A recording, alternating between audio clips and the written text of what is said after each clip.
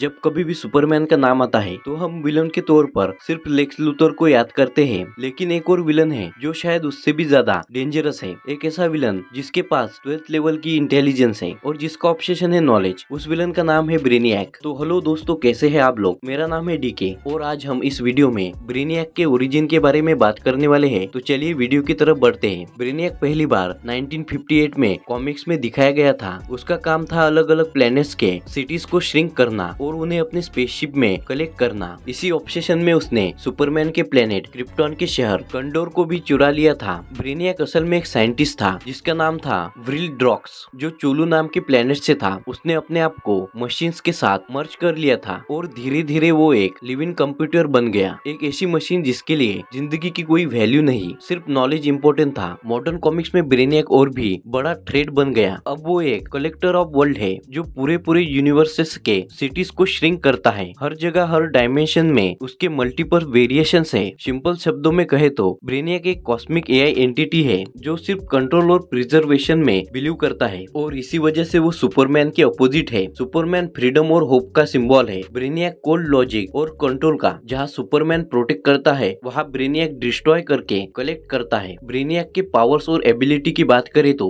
ब्रेनियक को सिर्फ एक एलियन रोबोट समझना गलती होगी। उसके पास 12th लेवल की इंटेलिजेंस है जो डीसी यूनिवर्स के लिए एक इम्पॉसिबल लेवल है। उसके पास हैकिंग स्किल है जिससे वो किसी भी प्लेनेट के डिफेंस सिस्टम को तोड़ देता है। शिंक रेट टेक्नोलॉजी के अलावा उसके पास super strength, advance force field और कभी कभी क्रिप्टोनिक बेस वेपन भी होते हैं। मतलब सुपरमैन को भी हर बार अपनी लिमिट्स तोड़नी पड़ती है। कॉमिक्स में ब्रेनियक के कई वेरिएशंस दिखाए गए हैं। कभी एक एलियन एआई, कभी एक फ्यूचरिस्टिक साइबॉर्ग और कभी एक प्योर कॉस्मिक एंटिटी। हर वेरिएशन सुपरमैन के लिए एक अलग चैलेंज बन जाता है। और अब सबसे बड़ी बात, जेम्स गन ने अपना एक नया डीसी यूनिवर्स बनाया है जिसकी पहली मूवी सुपरमैन काफी बढ़िया हिट हो गई है। जिस मूवी के सेकंड पार्ट में ब्रेनियक फाइनली बिग स्क्रीन पर दिखने वाला है। सोचो अगर सुपरमैन के सामने ब्रेनियक जैसा मास्टरमाइंड हो तो डीसी के लिए एक हिस्टोरिक मूवमेंट होगा। कई कॉमिक्स में ब्रेनियक और लेक्स लूथर की टीम अप भी दिखाई गई है। दोनों सुपरमैन के एनिमीज है, लेकिन जहाँ लूथर ग्रिड और ईगो से चलता है वहाँ ब्रेनियक कोल्ड लॉजिक और इंटेलिजेंस से। और जब दोनों एक साथ आते हैं सुपरमैन के लिए वो सबसे बड़ा नाइटमेयर बन जाता है। ब्रेनियक का ऑब्सेशन सिर्फ नॉलेज कलेक्ट करना नहीं है, वो बिलीव करता है कि नॉलेज को प्रिजर्व करने के लिए उसे वर्ल्ड का बाकी सब डिस्ट्रॉय करना जरूरी है। मतलब अगर उसने तुम्हारे शहर को बोतल में रखा तो तुम्हारा प्लेनेट बच नहीं पाएगा। सुपरमैन के लिए ब्रेनियक के खिलाफ फाइट पर्सनल भी इसलिए है क्योंकि कैंडोर के अंदर क्रिप्टॉन के लोग अभी भी जिंदा है, लेकिन एक बोतल में बंद है। सुपरमैन उन्हें आजाद करना चाहता है, लेकिन उनकी साइज और सर्वाइवल एक चैलेंज है। ये एक वॉन्ड है जो ब्रेनियक हर बार याद दिलाता है। ब्रेनियक का इफेक्ट सिर्फ सुपरमैन तक लिमिटेड नहीं है, उसका डिस्कैंडेड है, लेकिन वो सुपर हीरो बन गया। अभी तक मूवीज में ब्रेनियक प्रॉपरली एक्सप्लोर नहीं हुआ है, इसलिए फैंस काफी टाइम से डिमांड कर रहे हैं कि डीसीयू